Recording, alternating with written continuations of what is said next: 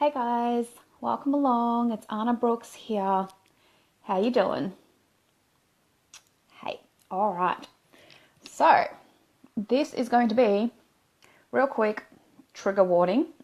If the topic of this stream is already going to trigger you a little bit, look, I honestly think this is something amazing that you can hear, and this is something that has helped me immensely and something that I teach a lot of my clients as well. In terms of dealing with difficulties. So what I mean by trauma or being victimized, I mean any number of things where basically something that happened to you, whether you may have been something that happened in your upbringing, something that happened to you when you were a bit older, whatever it is, something basically that left you slightly traumatized or slightly, well, not even slightly, but even very, very traumatized, something difficult that happened to you, right? This is what I want to talk about. And of course, if this is way too raw for you right now, then this is not what this is about. You're going to need to take time to actually deal with and process what's happened. But if you are now at a point where it's a little bit further down the track and you're not actually very fresh from whatever has happened, this is a really, really helpful stream for you to listen to basically see 3 steps that I personally have used and that I teach a lot of my clients that I found very, very helpful for actually dealing with this, for actually moving past it. And I'm going to be honest, they're not easy ones either. So they are a little bit different. However, that's why they work, right? Because as you know, I don't believe in or follow along with traditional therapy type, practices, you would call it, right?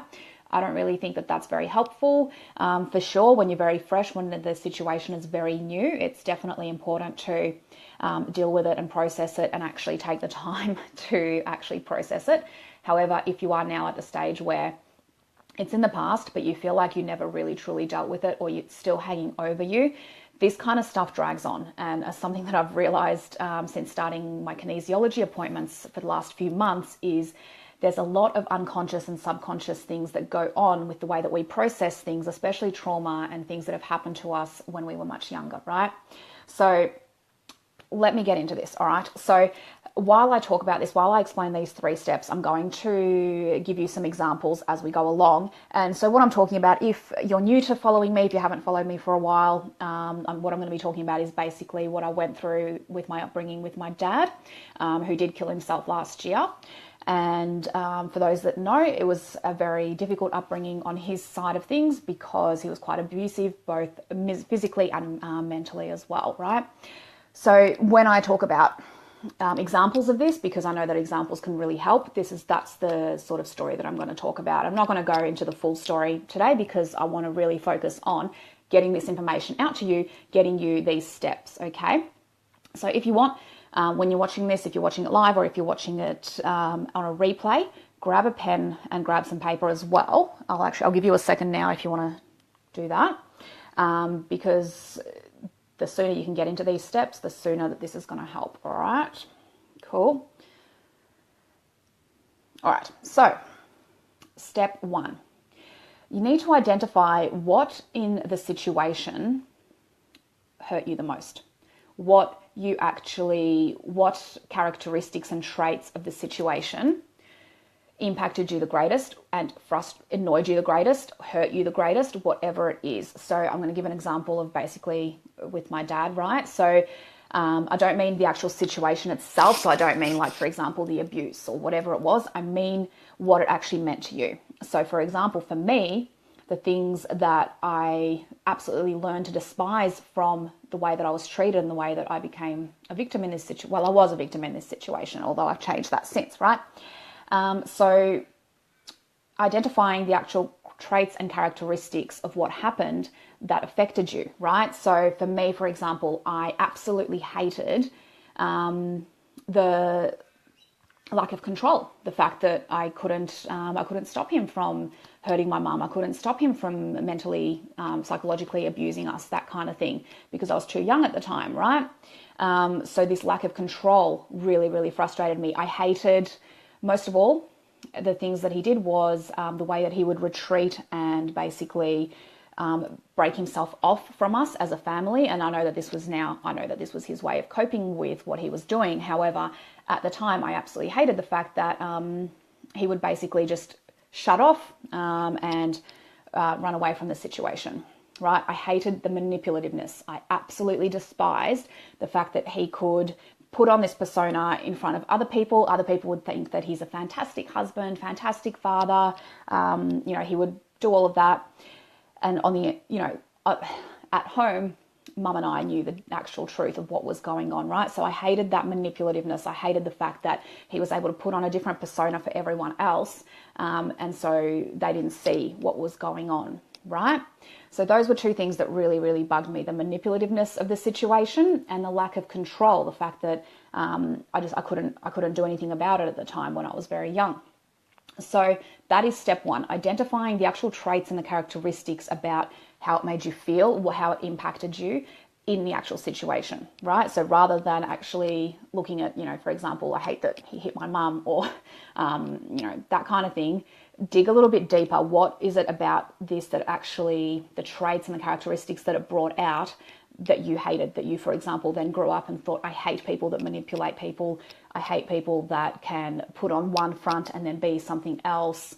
Or I hate people that try to control other people, or try to control situations or something like that, right? So that's step one. Identify the characteristics, the traits, the feelings that it brought up for you that you took on as basically the biggest lessons. For example, you might have decided, I don't want to do that, or I hate this, or whatever it is, whatever about the situation that really, really impacted you, okay? Step two is, and this is a tough one, this is where it starts to get a little bit tougher. Identify where in your life you've used those characteristics and traits. So this was something that I did many, many years ago, as trying to process basically what happened and try and put it behind me. And it was absolutely so difficult to do at the beginning. And then as soon as I opened it up, it was incredible, right? So I wrote down things like manipulativeness, just getting out of people what you want. I wrote down lack of control and controlling situations where you don't have control in other situations, so you try and control one of them, right? And so I had to sit down and write as many things as I could where in my life I have done the exact same thing that my dad did, where I have manipulated people, where I have tried to get control of a situation or felt really, really absolutely out of control. And this was difficult at first and then so easy. Once I actually admitted that, yeah, I have done this, right? I realized that my entire upbringing, I was so sure and so convinced that nobody could really love me for who I am, that I manipulated every single situation. I got people to do what I wanted to do. I got my friends to do what I wanted them to do. Never in any way to hurt them, but it was purely in a way to keep me in control, right? The whole kind of orchestrate the situation before someone can hurt you. So I wanted that control. And I was pretty good at manipulating at the time. I mean, I still am now. I guess you could say that that trait doesn't die. I don't unlearn it. But I no longer use it in ways that don't benefit me, right? So back then, I never hurt anyone. I never did anything to, actually hurt someone or anything like that with it. But it wasn't benefiting me either at the time. It wasn't really benefiting them. It wasn't really benefiting anyone, to be honest. It was just it was a trait that I thought, I felt like I had power. And that was something that growing up obviously was taken away from me. So having that power was really important. And then that trait of, for example, shutting yourself off, walking away, refusing to deal with the situation, distancing yourself. Well, that I took into every single relationship, prior to my last few. Where I didn't even realize that I was doing it, but I was shutting myself off. I was the queen of silent treatment, of backing away, of just retreating within myself, basically. And I could just name like situation after situation where I did that, where I would basically just retreat into myself and not want to deal with whatever was going on, because I was scared of the confrontation, and because deep down I was feeling that if I actually was honest about what was going on, whoever it was would not love me anymore, that I was unworthy, that I was unlovable, right? So that's the second step, is to go in and work out all those things that you hate, those traits that you hated from what happened to you.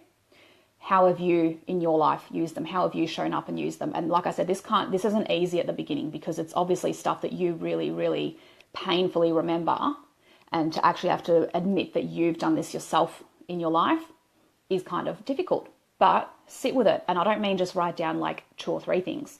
Keep writing, keep writing, keep writing. Write 10 things, write 20, write 30. Keep going, because you need to actually become very, very aware and actually accept this within yourself, rather than just like, oh yeah, I've done it, a couple of times in my life. It's not really part of my traits or any way that I've acted. No. You need to do this until it really gets ingrained in you that, oh shit, I did do this. I have done this. This is actually a pattern within me. And it's not, I'm not saying it's your fault. Not at all. That's not what we're getting at here. All that we're getting at here is for you to get some growth in this situation, right? So second step was get to the point where you're now dealing with and admitting to how you have shown up in this way, how you have those traits and characteristics in the way that you've done things, right? Third step, and this is where it gets a little even trickier, right? And this is where the second part of today's live stream really comes into it, how I believe that these things happen for you and not to you. And this is really difficult. Like I said, this is why there was a trigger warning at the beginning, that if this trauma, this event, whatever it is, or ongoing event is something that is quite raw to you, it is quite fresh, then you're not at the stage where you should be doing this, quite simply. This is only if you are already past that, you're out of the situation now and you're trying to process it and trying to move forward from it, right? It's really important to understand that nothing ever happens to us, it happens for us. And this is just a choice. This is not, I'm not saying that this is fact versus fiction, whatever it is. As you know, everything that you choose to believe is just that. It is your choice. There is no fact. There is no anything. I'm sorry. I agree with Trump in that sense, that there is alternative facts. Maybe not so much in, concrete numbers of things that have happened or whatever, but in the way that we perceive things, in the way that you choose to believe about things, there is 100%. You can choose whatever the hell you want. You can be in the exact same situation. The facts can be exactly the same, but what you choose to believe about what the situation means can be completely different.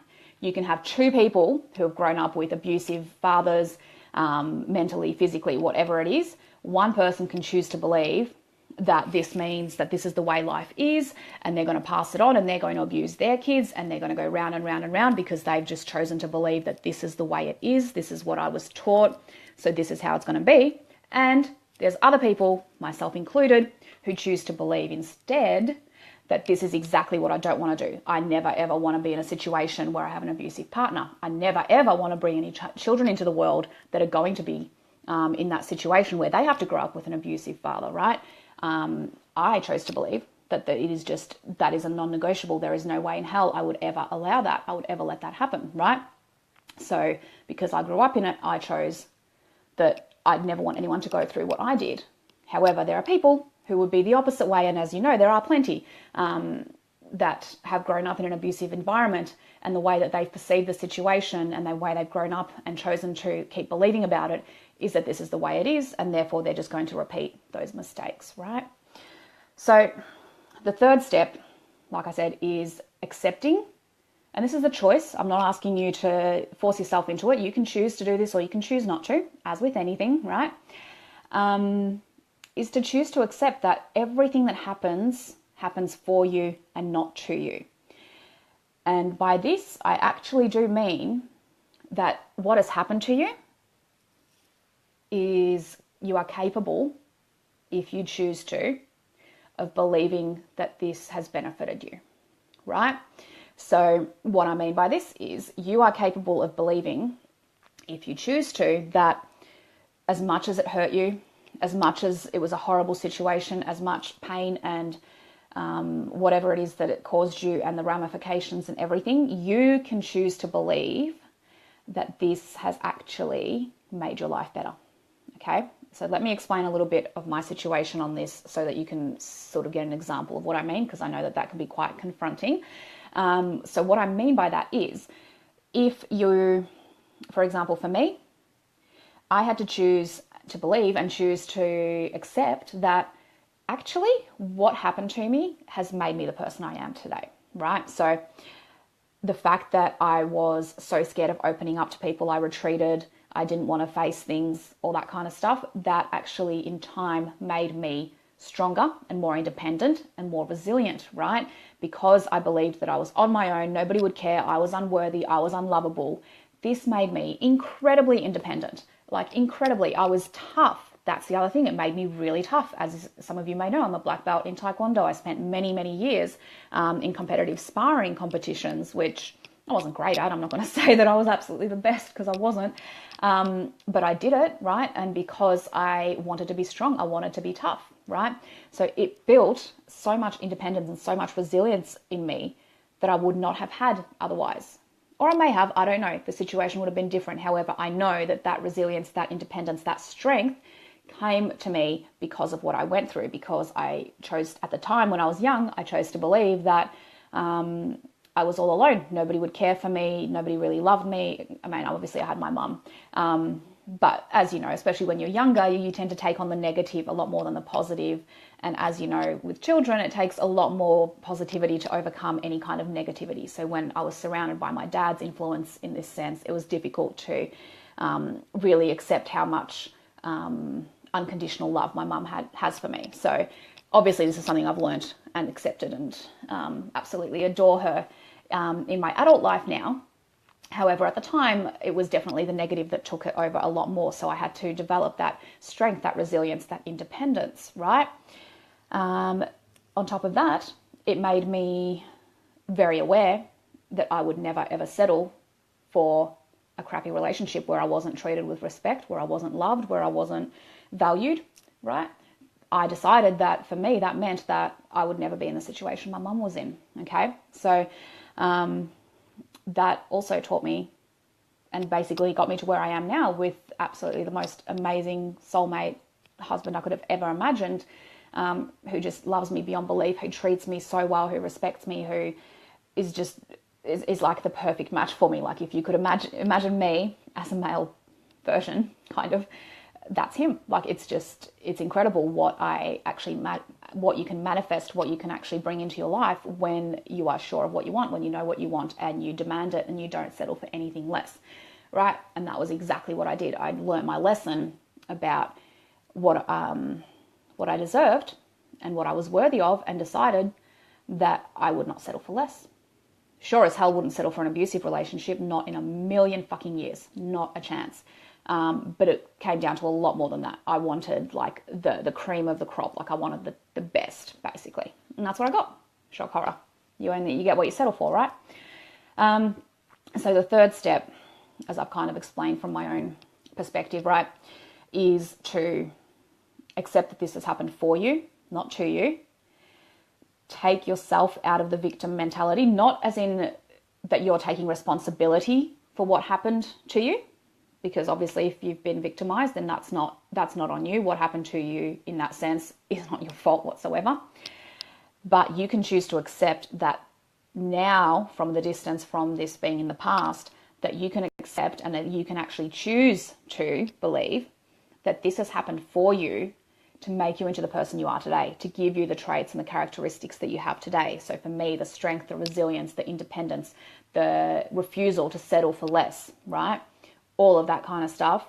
For me as well, there was lots of negative stuff. So the whole lack of control and everything, that really came down to my years of binge eating, right? I felt like I had no control. So I would control everything else in my life, and that outlet was the food, right? That was where I would lose control. I would feel completely helpless. It was my pain valve, basically, right? So it was the stuff that I wasn't dealing with, I wasn't coming to terms with in terms of what I hadn't processed yet. And so that was my sort of lack of control and hiding away from people and all that kind of thing, right? So don't get me wrong, you're going to find the stuff that you've processed in not the most ideal way for yourself. And that's fine, because once you know, you can start to move on from it. You can start to process it and deal with it however you choose. However, there is going to be a lot of positive stuff that came out of it. And this is what I talk about in the past, about your pain being your superpower. So for me, everything that's happened to me has become my superpower, because my superpower is getting people to realize that whatever you went through, that's not your story. That's not your thing that you go, this is who I am because I was victimized, I was hurt, I was whatever. That's not your story. Your story is whatever the fuck you choose for it to be. And that means it can be awesome. You can choose to turn it around at any point you want. You can choose that this is going to make you stronger. This is going to make you more resilient. This is going to make you crazy independent. This is going to make you realize that you would never ever settle for this. You're going to have higher standards than anyone else, right? And that's great stuff. That is amazing. That is exactly what you want. You want to be tough. You want to be strong. You want to be resilient. You want to be able to trust yourself and feel worthy and all that kind of stuff. And it's only in processing it and accepting that this was some lessons that came to you. Not that it was your fault, not that you asked for this or anything like that, but I do believe that we only ever get challenged in ways that we can handle, right? So I believe there are lots of people out there who have never had really any difficulty growing up. They had great childhoods, nothing really traumatic, nothing horrible. And quite honestly, there's not much superpower to be gained from that. Not that I think that they're worthless or anything like that. It's just more that I think it's really important that people like yourself or like me that have gone through something difficult growing up or even recently or whatever it is, something that's really shaken you up and that has affected you long term, it's really important to realize that this happened for you and that this is your superpower. This is something that you can create such amazing things from, such amazing lifestyle from, because you have, you know, that saying where you don't really know true love until you've really felt true pain through losing someone you love. Same thing. You don't know what you've got till it's gone, that kind of stuff. And when you grow up and you have something happen to you that basically does give you some sort of sense of loss, whether it's with something that you feel inside, whether it's, you lose a loved one, whatever it is, you understand things on a different level. You feel things on a different level. And this is an advantage. This is a superpower. This is something that just puts you leaps and bounds above the people who have never felt real pain, who've never felt real pleasure, who've never really veered, too much off the status quo, versus you who's gone all the way off the status quo.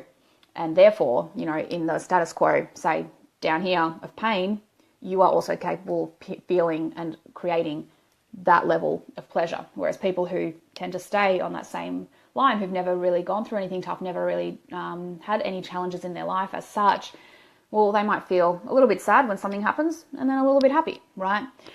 Your superpower is that you have so much more range to work with. You have so much more that you can achieve. You have so much more that you can actually push yourself to, because you know that there are no limits, right? Unfortunately, one of the things you might learn is that anyone is capable of anything, right? And that is something I learned as well, and it wasn't in a good way at the time. It was learning that, well, someone that claims that they love you and claims that they're your family and all that kind of thing can still hurt you beyond belief, right? But it did teach me that there are no limits to what you do. There are no limits to what you can feel. There are no limits to how you can impact people.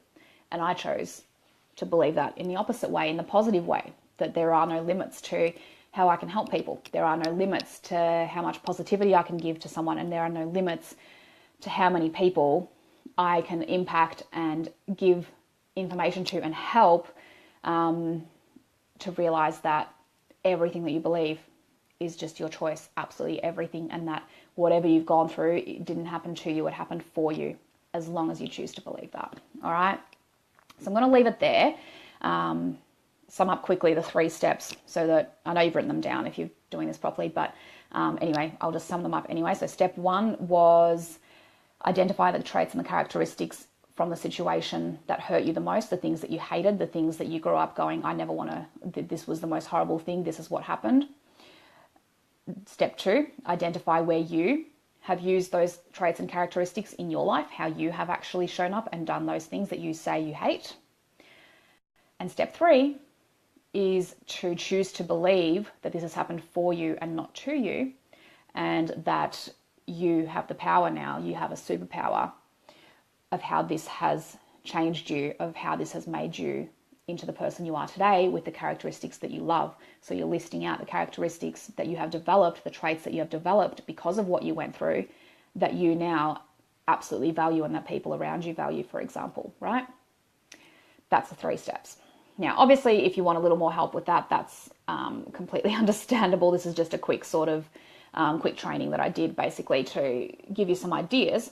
But definitely if this is something that you're going through and you think, okay, no, I actually want to get a little bit more coaching on this, get a little bit more help, then that's fine. Contact me, feel free to send me a private message on the page and we can set up for you to have a like a coaching call or whatever it is, and we can set up some coaching, and that's absolutely fine because I understand that we all have different situations and some of them do require a little bit more than others, right?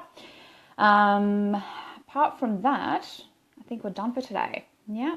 I'm probably going to be back on shortly to do some audio blogs because I know I've been away all week, had a lot going on. So, however, I promise I'm going to be on much more often now, right? So I'm going to leave it there. Don't forget, I've got the If It Fits Your Macro / flexible dieting, flexible eating workshop that's happening on the Sunday, the 5th of March. So if you don't know what this is about teaching you how to eat in a way that is sustainable, gets you to your goals long term, where I'm actually teaching you how to structure your own eating plan. So this is not a diet. This is not like a, here, have a plan, do this, anything like that. This is actually giving you the knowledge, because I hate giving people diet plans. I don't do it basically, because I know that it doesn't work in the long term. Anyone can give you any kind of plan. You can just look, you can just Google whatever you want and you can go do that. But long term, if you want this to be a lifestyle and you want it to be sustainable and you want to actually enjoy what you're doing and what you're eating, then you're going to have to, at some stage, get a little bit of knowledge and learning about macronutrients. So that's what If It Fits Your Macros stands for, right? IIFYM. Macronutrients, your proteins, your fats, your carbohydrates, learning about the way that they actually process in your body, and learning about how they impact as well in terms of your workouts, in terms of training, how to actually structure it, how to structure it for when you want to lose fat, for when you want to gain muscle, when you want to maintain whatever your goal is. This is actually going to teach you how to do it. Plus, there's a week of support in the private Facebook group as well afterwards. So while you go through your workout stuff and you have questions, you have a whole week to check in with me and ask me questions as you go, as well as a VIP option, which I've just put up, and that is another 3 weeks. So you get a full 4 weeks of support from me, which is huge and crazy value because it's only $75 more for the 3 weeks, which is just like unheard of value for what I've done. So definitely jump on that if this is something that interests you. If you have goals in terms of your health, your fitness, your body that you want to get to, and you are sick of basically jumping off and on a diet for your whole life, and you want to actually get it sorted and get to a point where you know what you're doing rather than you have no idea what you're doing and you're just jumping from diet to diet, right? So if you want to know more about that, jump on to www.anabrooks.com.au/IIFYM. So If It Fits Your Macros. Jump on there and sign up. So the workshop is happening Sunday, 5th of March from 4 to 6 p.m. But if you can't make that time, don't stress, because there is going to be a replay straight away. And I'm going to make sure as well, so you can just rewatch it as many times as you want, because there's obviously going to be heaps of information. This is so much value for what I'm doing. So make sure you jump on, have a look at that, sign up, get onto that quickly, and I will see you guys later. If you have any questions, any comments, please leave them below. If you want to chat with me privately, send me through a private message and we'll continue on with that. All right, have a beautiful Saturday and I'll see you soon. Bye.